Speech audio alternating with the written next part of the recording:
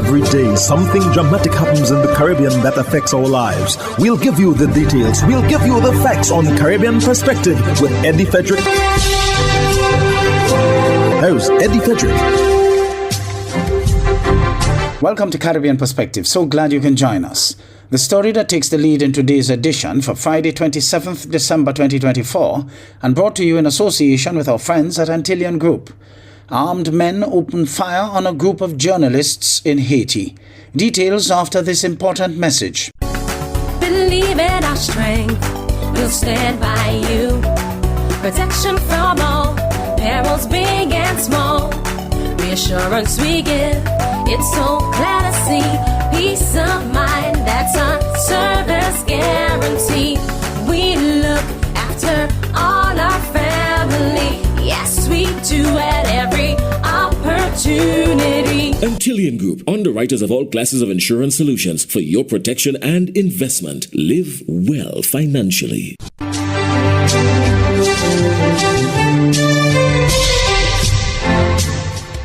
Welcome back.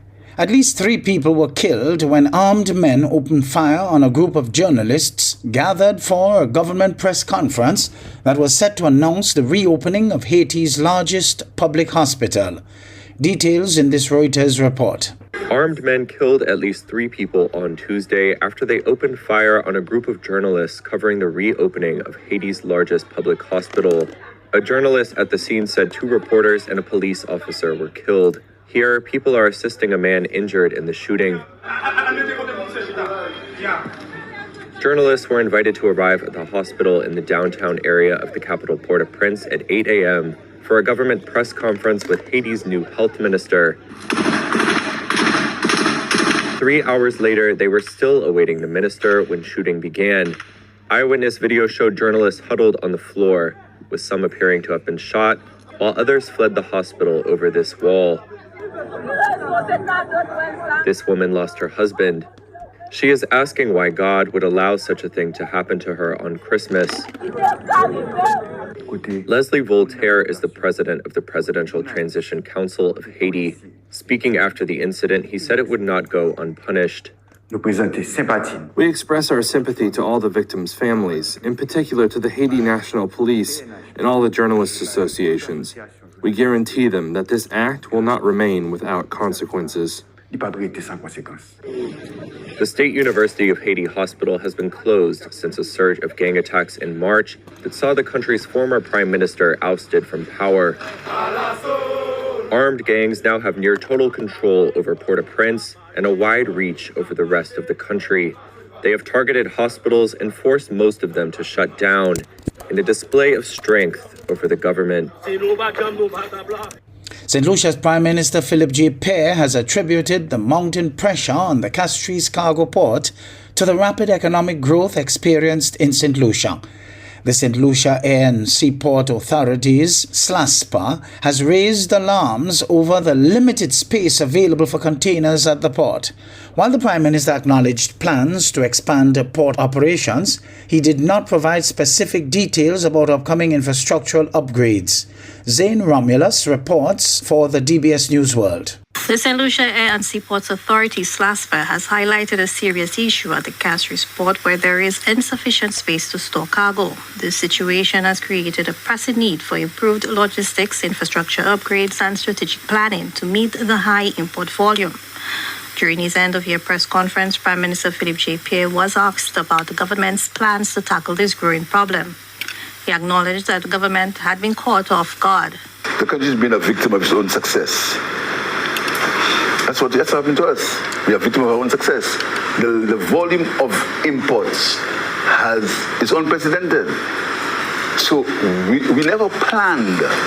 And again, it's always good to have hindsight, 2020 hindsight. We never planned for this massive increase in imports. We never planned for that massive increase in terms of infrastructure. There's a hotel that's going up where they just cannot get bill of material.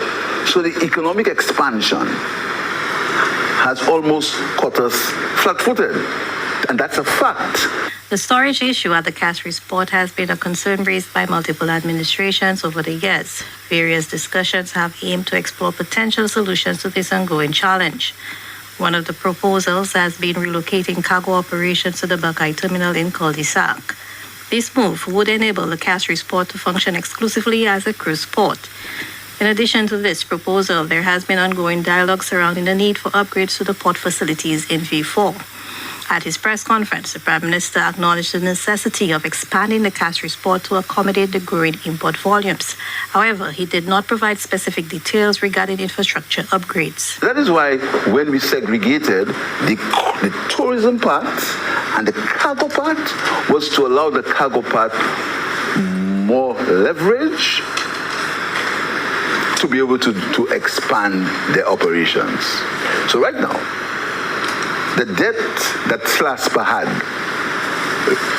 as it entailed the cruise part of their business, that has been paid. Port Vieux-Fort plans to look at Port Vieux-Fort are ongoing. They're ongoing. But we've released ourselves from the debt of the cruise. So next year, we're going to begin looking at the plans for the expansion of both of these ports. But it's a crucial situation. I mean, the ports are busting at the seams. The importers are complaining, consumers are complaining, because we are part of that expansion was not expected, and we caught with our flat-footed. The Prime Minister said the new equipment will aid in the development of the port's infrastructure and help alleviate some of the pressure. For the DBS News World, St. Romulus reporting.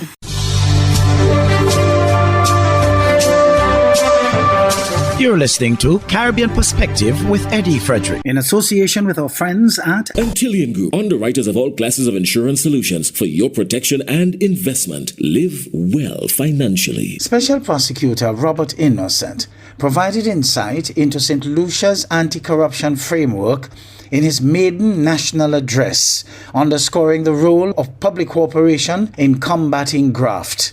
Joachim Duplessis of HTS News Force reports. Special Prosecutor Robert Innocent outlined St. Lucia's anti-corruption framework and called for public cooperation during his first national address since taking office under the Special Prosecutor Act of 2022.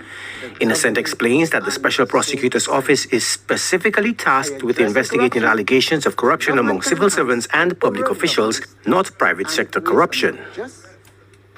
Section 124 of the Constitution of St. Lucia defines public office and public officer, and also public service.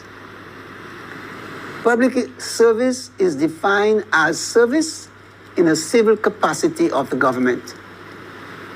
Public office means any office of emolument in the public service. This simply means being a paid civil servant. Public officer means a person holding or acting in any public office. The Act defines public official in the following way. Public official includes a member of parliament or a person having official duties under an enactment, or a former public official. In November 2024, the Special Prosecutor dismissed corruption complaints filed by former customs official and UWP election candidate Peter Chico against Prime Minister Philip J. Pierre and other top SLP government officials. Innocent concluded there was no merit to the allegations, finding no evidence of wrongdoing in the handling of criminal cases and the non-renewal of the ex-customs official's contract. The complaints fell largely outside the jurisdiction of the Special Prosecutors Act, which came into force in August 2022.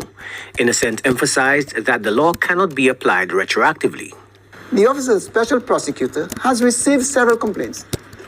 Some of them have not merited investigation beyond weighing their merit, which revealed them to be frivolous, and so have been dealt with definitively.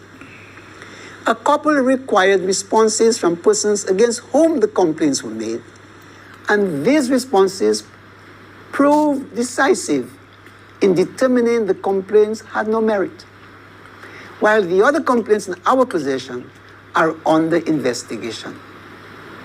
Now, it is the policy of the Special Prosecutor's Office not to divulge to the wider public the name of a complainant, nor of the public officer against whom a complaint has been made, unless and until investigation reveals evidence sufficient to charge a named public officer and the public officer is officially charged.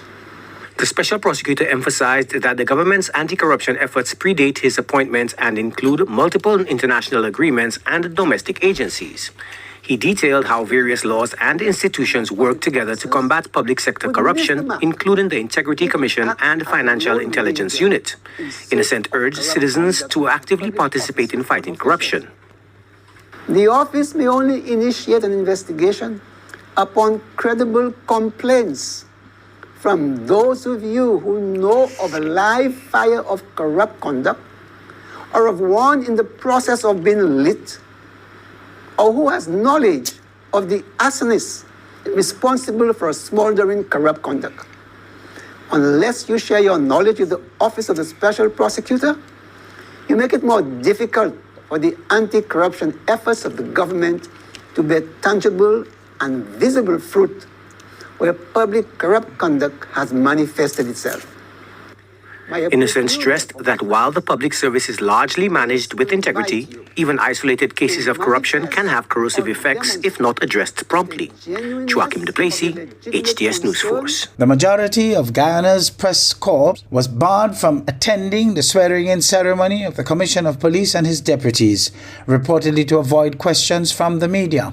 HGP's Travis Chase has more details on this development. Journalists from multiple news organizations have been deliberately barred from the official swearing-in ceremony of the Commissioner of Police and the Deputy Commissioners of Police on Thursday morning.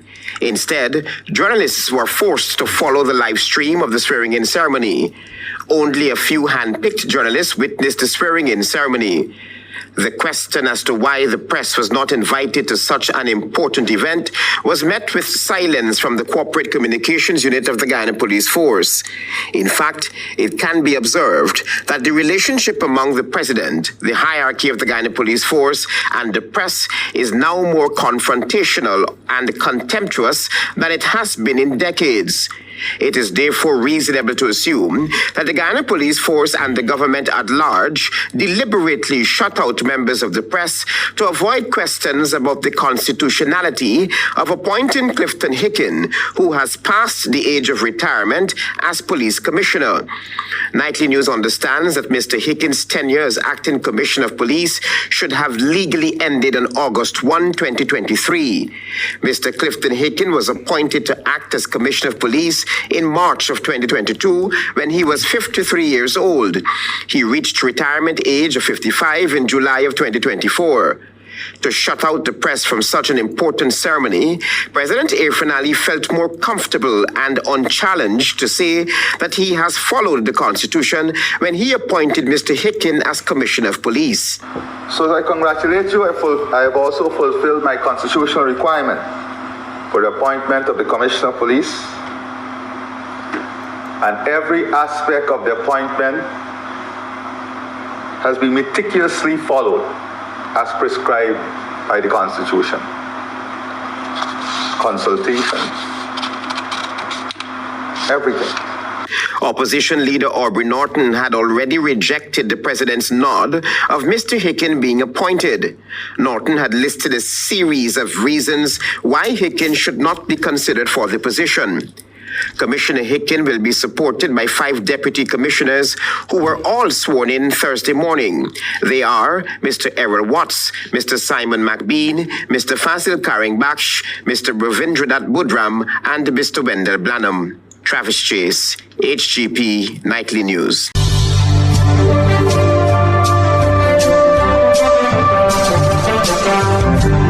I am Eddie Frederick, wishing you a restful weekend. This has been Caribbean Perspective, a whole new approach to highlighting developments in the Caribbean. In the meantime, please follow us on Facebook and subscribe to our YouTube channel for daily regional news and more, in association with our friends at Antillian Group. Believe in our strength, we'll stand by you. Protection from all perils, big and small. reassurance we give. It's so clear to see.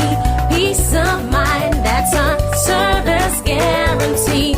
We look after all our family. Yes, we do at every opportunity. Antillian Group, underwriters of all classes of insurance solutions for your protection and investment. Live well financially.